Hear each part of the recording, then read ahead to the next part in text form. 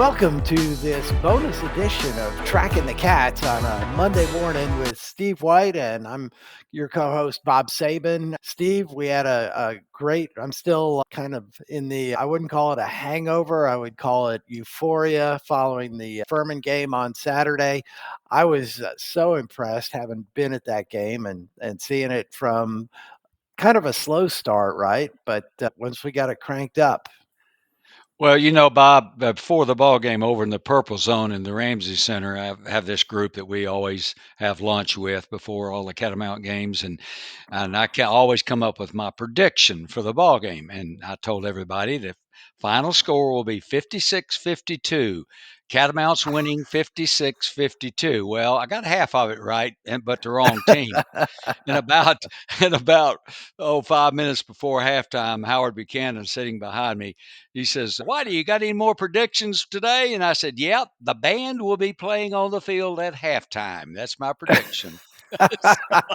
Well, and that was a good that's one of the best halftime shows I've seen. They did part of it earlier in the season. They got like a 4 or 5 minute performance in, but that full performance they did on Saturday was really impressive. I Yeah. really enjoyed that. Yeah. But talking about performances on the field, Westerns, all phases of the game were clicking on Saturday, and Coach alluded to that in his comments after the game. I'm going to go over three things that I think were keys to this game that we really had stepped up the game on it. One was we created four turnovers against Furman, three interceptions and a fumble. Oh, that was significant. I get our defensive secondary. They had a few little lapses back there, Bob, but for the most part, that's the best they have played this season, in my opinion. And sometimes people might say, "Well, you don't have a whole lot to choose from," but anyway, it was a solid defensive performance, and some things also you think about not just secondary, but putting pressure on the opposing quarterback. I think had something to do with that. And just again, the ability to stop the run, making them do things, as they say, off schedule, the old Right. thing, Furman's offense, because they had been clicking coming into our ball game, but they got unclicked Saturday. And that was my number 2 point is the performance of the defense, which, has been for years Achilles heel for us, and they stepped it up really well. Some really solid numbers between tackles and performers on the defense. That's exactly right. 137 yards rushing is all that Furman. This has been sort of our Achilles heel, especially against Furman, is rushing 137, which was 50 yards below their game average. Furman's game Right. average for the season against all competition, everything, and it's the least number of rushing yards we've given up since the Presbyterian game back in 2022, and that which is pretty darn good. Oh, we've been seeing game over game getting a little better, and one thing that we've never been able to do is stop an end sweep. Yeah. And, you know, they got nowhere. They tried those things 5 or 6 times and just we shut them down several times behind the line. Yeah, and then I thought our linebacker play. We talk about the defensive backs, but the linebacker play really stepped up in this ball game and did some things differently. I think we confused them a little bit too with our alignment. Coach Odom coming up with a little different look for this Furman team, especially when, like you say, you go back over the years, they really haven't changed what they do a whole lot offensively. I mean, we're going back. Clay Hendricks played there, so he didn't. I don't think he changed a whole lot from when he was a player to all his coaching career all these many years. So, yeah, but I thought the coaches had a great game plan, and just like you want to map it out, just write it out. This is the way we want it to happen, and it did. Yes. Yeah, and point number 3 on our 3 keys to the victory was the running game. I mean, Oh, who yes. would have thought that we would gain more yards running than we did passing? And we'll get to passing in a minute, but go ahead and comment on the Yeah. running game. Yeah, and the last time we rushed for over 300 yards in a game, going back again, was to 2022 against PC. That was sort of a rout. Now it looks like good because Presbyterian's playing so great. I nationally know. ranked and everything like this. But we had 302 yards back in 2022, and that was Saturday was our best performance of the season. Three running backs had over 50 yards, and we actually had about eight guys that actually had positive rushing yards in that ball game. And a young running back that I was really impressed with, first time we have seen him this season, is Josh Perry, the Number freshman. 22. Yeah, number 22 from Orlando, Florida, Edgewater High School. His dad, Jonathan Perry, played at University of North Carolina, and so he's got a pretty good pedigree and so forth. Markel Townsend continues to impress me. These young puppies back in the backfield, running backfield, really, you know, I think bodes well for the future. But again, in this day and time with college football, you never know if a guy's going to be here after his freshman year, after his sophomore, when, and definitely not if he's real good by his senior year. We know how that goes now. Yep. Yep. Once the game was decided, we put in Isaac Lee at QB, and although he had no passing statistics, Yeah. he ran two good runs for 60 some yards. Yeah, he sure did, and they paid. I was just waiting for Coach Hendricks or some of the fans to say, "Oh, you're running up the score." Well, all it was just a little end sweep around the end, and all you guys got to do is tackle him. Right, I exactly. don't think that's Well, called running up the score. Your number two offensive unit in the ball game for like what the last three series, I guess, something like that. So, yeah, converted three of our four red zone opportunities, which is very encouraging. Also, absolutely, yes, absolutely. yeah. Stepping back to the quarterback situation, when you look comparatively at Furman and what Tiger did, Tiger Furman was 19 of 38 for 219 yards, and Tiger had 220 yards, but he was 17 of 24, and again, no interceptions. And four touchdowns. Put Right. that in. Well, I mean, what an efficient 17 completions and four of them were for touchdowns. So that's pretty efficient. And again, that's the least number of passes he's thrown, I guess, this season in a ball game because the running game was doing so well and that game plan just executed. But no interceptions. He also had 48 yards rushing, which that might be his season high. I don't know if it's his Yep. career high or not, but to look that up. Yeah. Yep. Yep. So great game. Looking forward to keeping up the momentum, not looking past Citadel. We're going to Charleston this weekend. Yeah. And we've just traditionally, again, the Citadel's running game, that is their offense. I'm not sure they could, as they say, pass wind down there, but It's whatever. almost spit my coffee out. But they had a 300-yard game rushing last night. Now, again, it was against Valdosta State, but Division II team. But let's remember now, Valdosta State's not your typical. They're always in the D2 team, playoffs. yeah. They won a national championship under Coach Kerwin Bell several years ago. So they very good Division II program, and they're probably comparable to some of the programs on our level, even on the Southern Conference level, even though they are Division II. But their running game, that's the thing about it. You've got to stop that. They have a good running quarterback. They have three or four running backs that produce for them.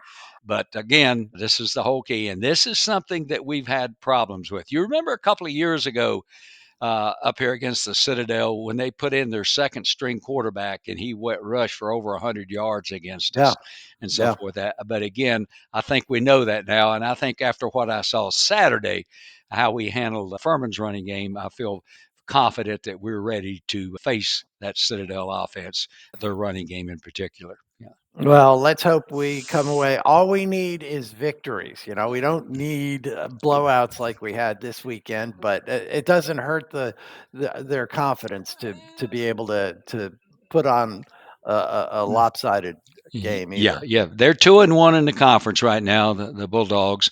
2-3 overall. They just ripped. I mean, surprisingly, Chattanooga.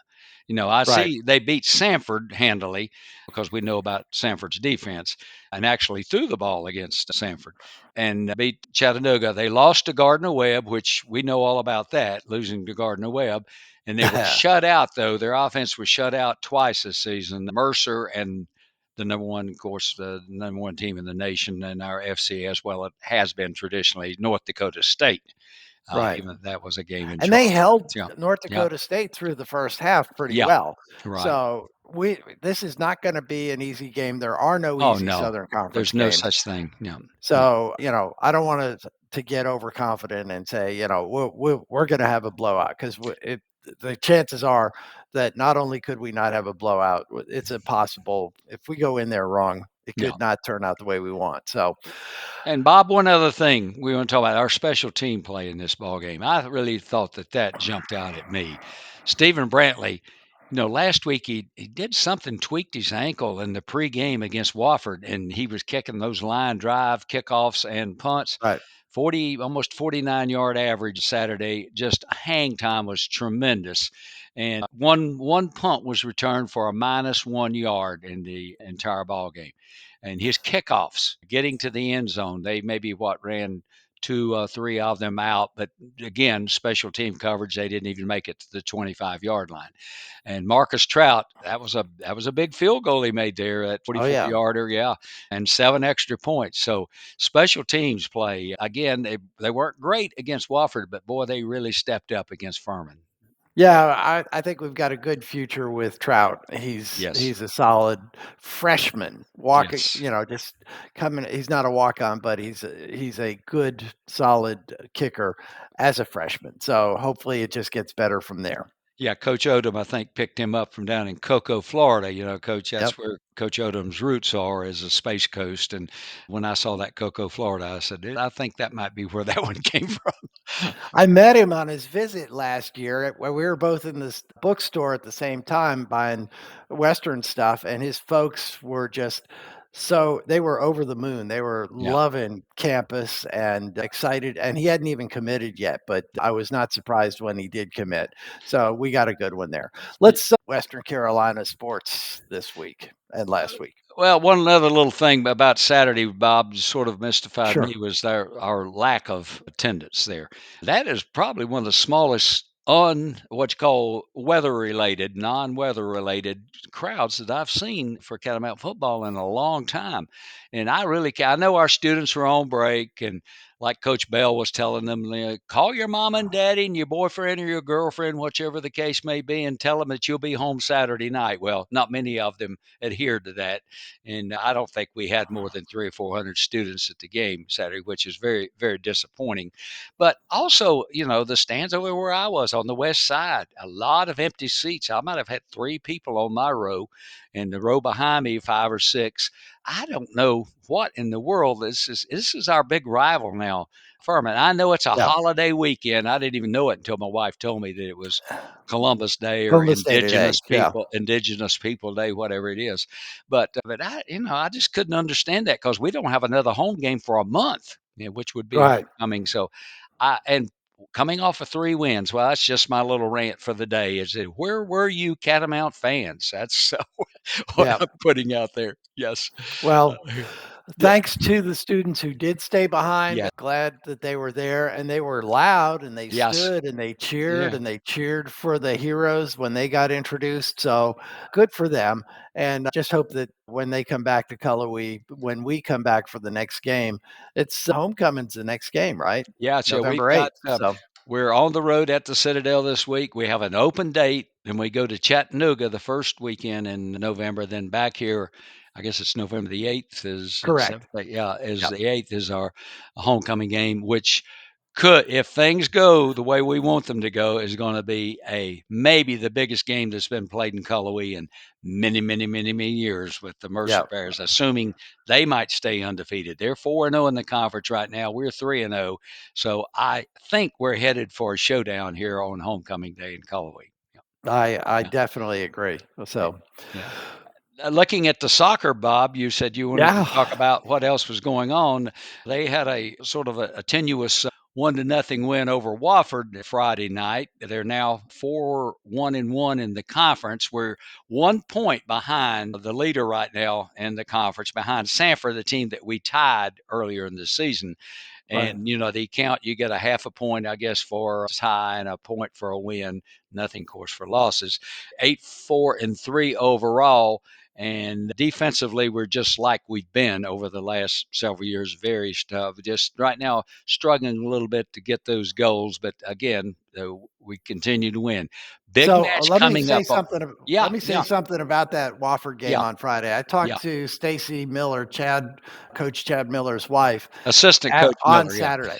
Yes, she's assistant coach. She's like, that was the most boring game she has watched in many years because what Wofford did was they packed the goal. They didn't Well, they try picked to that up score. from They their wanted football to team. They picked that up from exactly. their football team. Yeah. Exactly. But they just had 9 ladies in front of their goal, which Yeah. made it very difficult for us to score. But Right. we pounded the goals. We outshot them, the possession time. We dominated the game, but when you put that many people back there, they were hoping for a 0-0 tie is what they Yeah. were hoping for. Yeah, yeah, And, and they saw their defensive backfield the week before with 6 defensive backs 15 yards off the line of scrimmage, yes. yep, exactly. So coming up, Yeah, East Tennessee State on the road, that's a big one. East Tennessee State is a point behind the Catamounts right now in the standings. They're undefeated right now, 3 wins with 3 ties right now is East Tennessee State. Have a lot of ties. I think they ought to go to that tiebreaker at the end of the game now in conference play. But that will be a bit. And then back home next Sunday against UNC Greensboro, sort of the middle of the pack type team. But right. those are the action coming up for our women's soccer team, the defending Southern Conference champions this week. Volleyball right now hovering down there toward the top of the bottom half of the league. Had a couple of tough losses this weekend, Chattanooga and Sanford.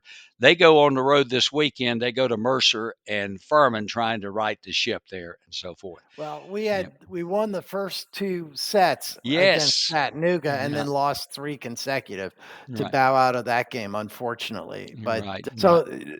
their their playing is better than their record to me. Yes, it is. It is, and I think Coach is going to get that thing turned around. Women's golf teams at the Wofford Intercollegiate this week. I think that starts today. The men's team also playing today down at Elon College, actually in Burlington, Alamance Country Club, a very strong field down there, and those guys are really got it going this year. I think they're really a legitimate contender for the Southern Conference Championship this season. They're having a good one. Cross country is at Upstate this weekend, USC Upstate, and the Southern Conference Championships coming up November the 1st. Right now, that's both the men and women cross country Cross teams. country, yeah. And so we've got basketball starting real soon here, buddy. We got an exhibition games for both teams. The men's team's going to be against Brevard College here in about 2.5 weeks, and the women's team just a little over 2 weeks. They're going to be taking on an exhibition actually November the 6th. And regular season will play that actually starts the first week in November. Can you believe that, Bob? I remember when I was in school here at Western, you could not start practice until October the 15th. You Right. couldn't play a game until Thanksgiving weekend, the end of Yeah. November. And Yeah. now it's goes on. Times have changed. Now I know I've got to get with the time changes. Yeah, absolutely. Yeah. Well, tell us, we've got our next guest coming up on Tracking the Cats coming up next week. Yeah, Got a very interesting guest. we want to get Ryan Hips on here, who is the PA voice that you hear in football and basketball games at Western, have for many years, and he's got something special he wants to talk about too, and we'll give you that connection later on. But it's about the Ryder Cup, and he was right there in the middle of everything going on at Bethpage, and he can tell us all about the conduct of both sides Oh there. boy. The Americans and the Yeah. Europeans and what get on. He'll give us some good inside stuff on that. So looking forward to seeing Ryan with us on our next issue. Yep, sounds good. Well, that about does it for this bonus edition of Tracking the Cats. Steve White and I will be back to see y'all next week, maybe after the Citadel game, but certainly with Ryan in the middle of next week. We're brought to you as always by Stanberry Insurance, your insurance specialists for Western North Carolina and surrounding states. They have offices in Silva, Waynesville, Clyde, and Highlands. But until next time, we'll see y'all soon.